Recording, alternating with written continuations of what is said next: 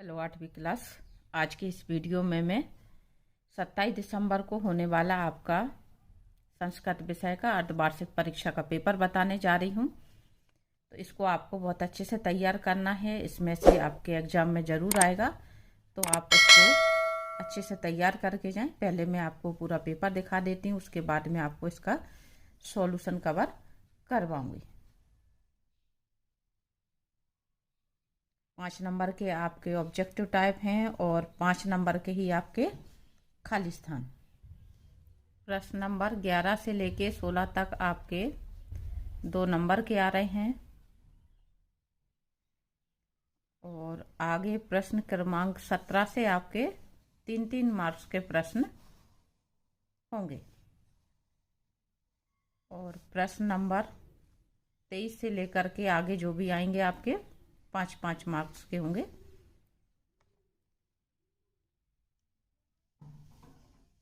कुल टोटल आपके 26 प्रश्न हैं। प्रश्न नंबर 25 और 26 निबंध और एप्लीकेशन। आगे मैं सॉल्यूशन बता देती हूँ आपको। पहला प्रश्न है आपका, सूर्योदयः अस्मिन् पदे संधि अस्ति। सूर्योदय शब्द में कौन सी संधि है? तो आंसर है आपका गुणस्वर संधि। अधोलिखितेषु अवयवम नास्ति। यहाँ पे आपको क्वेश्चन में ध्यान रखना है, अस्ति लिखा आता है कि नास्ति लिखा आता है। नास्ति यानी नीचे लिखे शब्दों में से क्या शब्द आपका अव्यय नहीं है? तो ये सर्वत्र अव्यय होता है, यदा और तदा भी अव्यय होता है। बाला शब्द जो है वो अव्यय नहीं है, तो आपका करेक्ट आंसर होगा बाला। लिखित वास्मिन पदे प्रत्यय अस्तु अस्ति।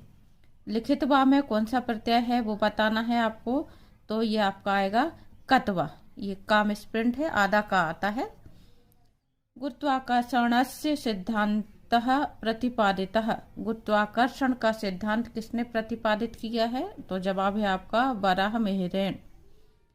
नेक्स्ट आपका ओरछा नगरस्य स्थापना अभवत्। ओरछा नगर की स्थापना कब हुई? 5 पार्ट ओरछा नगर में से लिए गए आपका 16वीं शताब्दी। करेक्ट आंसर है।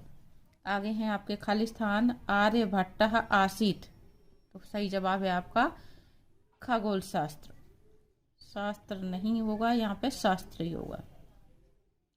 स्वामी विवेकानंदस्य गुरु आसीत् रामकृष्ण परमहंस। चित्रकूटे नदी प्रसिद्ध मंदाकिनी नर्मदा। तो करेक्ट आंसर है आपका मंदाकिनी। विक्रमादित्यस्य समीपे एकः तपस्या। महात्मा जवाब होगा आपका। चंद्रशेखरस्य जन्म ख्रीस्ताब्दे अभवत्। करेक्ट आंसर है आपका 1906।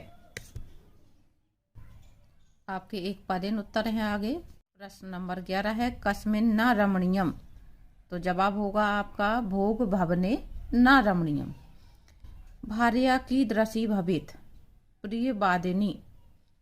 बसंतोत्सवे कस्याः पूजनम भवति। बसंतोत्सव में किसकी पूजा होती है? सरस्वत्याः।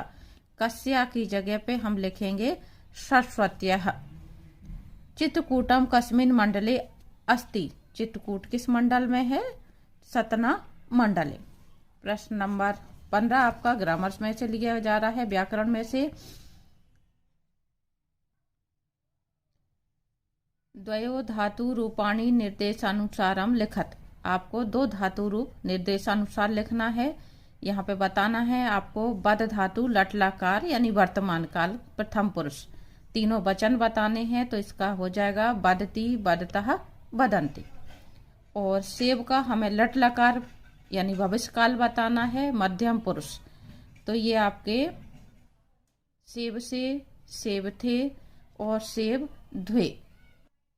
सेव धातु आपकी आत्मेन पदी में इसके धातु रूप बनाए जाते हैं, इसलिए इसके इस तरीके से बनेंगे। और ये परस्मयी पद में बनते हैं, तो इसके इस तरह से बनेंगे। नीचे अगला क्वेश्चन है आपका, अधोलिखितेषु शब्द रूपाणी निर्देशानुसारम त्रिषु वचनेषु लिखत। अब आपको ये शब्द रूप आ रहे हैं। बालक प्रथमा विभक्ति आपको तीनों वचन में लिखना है। तो बालक की पहली होती है आपकी बालकः, बालकौ, बालकः। दूसरा शब्द है आपको राजन षष्ठी विभक्ति। अब यहाँ पे मैं आपको बता दूं, राजन की षष्ठी विभक्ति और चतुर्थी विभक्ति दोनों बहुत ज्यादा पूछे जाते हैं, क्योंकि इसमें जा शब्द जो है वो चेंज हो जाता है ज्ञा में। तो आपकी षष्ठी विभक्ति होगी प्रथमा विभक्ति, षष्ठी विभक्ति एक वचन राज्ञः, द्विवचन राज्ञो और बहुवचन राज्ञा। अगला प्रश्न है प्रश्न नंबर 17, प्रसन्नो भूत्वा यक्षा किम अकरोत्। अब आपके ये एक वाक्यन उत्तर है, ऊपर आपके एक पदेन उत्तर थे। 3 प्रश्न है आपके, प्रसन्नो भूत्वा यक्षा किम अकरोत्, ये आपका 8 पाठ से लिया गया है यक्ष प्रश्न। ऋतुराज बसंतस्य आगमन सूचना कदाम भवति। और प्रश्न नंबर 19 है, वृक्षाणाम स्वभाव कीदृशी। प्रश्न नंबर 17 का आंसर आपका ये है, प्रसन्नो भूत्वा यक्षा किम अकरोत्, प्रसन्नो भूत्वा यक्षः सर्वेभ्यः जीवनम दत्तवान्। प्रश्न नंबर 18 का उत्तर, ऋतुराज बसंतस्य आगमन सूचना माघ मासस्य शुक्ल पक्षस्य पंचम्याम तिथौ भवति। ऋतुराज बसंत के आगमन की सूचना माघ महीने की शुक्ल पक्ष की पंचमी को होती है, यानी जिस दिन हम बसंत पंचमी मनाते हैं। प्रश्न नंबर 19, वृक्षाणाम स्वभावः कीदृशः। उत्तर होगा वृक्षाणाम स्वभावः सत्पुरुषः एव। वृक्षों का स्वभाव सज्जन पुरुष की तरह होता है। प्रश्न नंबर 20 है आपका, स्वकीय पाठ्य पुस्तकात एकम श्लोकम लिखत। आपको अपनी पाठ्य पुस्तक में से कोई एक श्लोक संस्कृत में कंठस्थ किया हुआ लिखना था। तो ये आप सुभाषतानी नीति श्लोक कोई सा भी लिख सकती हैं, क्योंकि यहाँ पे कुछ दिया नहीं है, आमतौर पे सुभाषतानी लिखा जाता है। नेक्स्ट क्वेश्चन है आपका, अधोलिखितेषु संधि विच्छेदम कुरुत संधि नाम लिखत।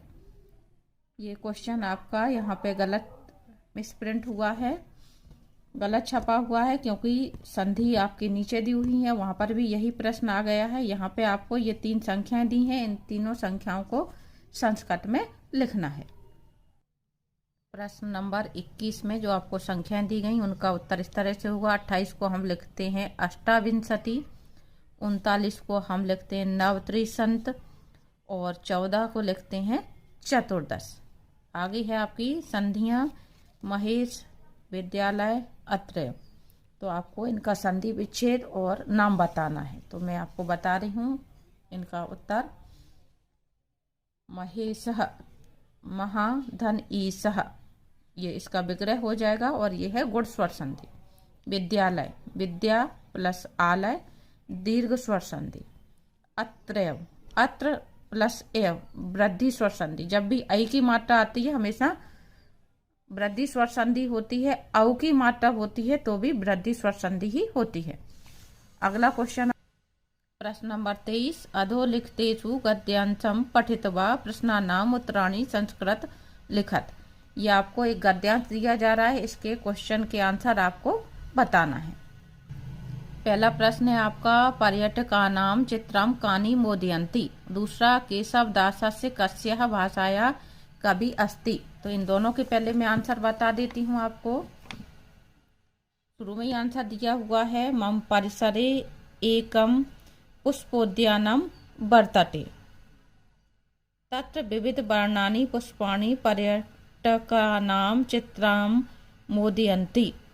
तो आप चाहें तो यहाँ से यहाँ तक इस आंसर को लिख सकते हैं, और अगर आप शॉर्ट में आंसर देना चाहें तो विविध वर्णानि पुष्पाणि पर्यटकानां चित्रम मोदयन्ति, आप फिर ये लिखें। अगला जो प्रश्न का उत्तर है आपका यहाँ पे आ रहा है, हिंदी भाषायाः प्रसिद्ध कवि केशवदासस्य स्थानम अस्ति।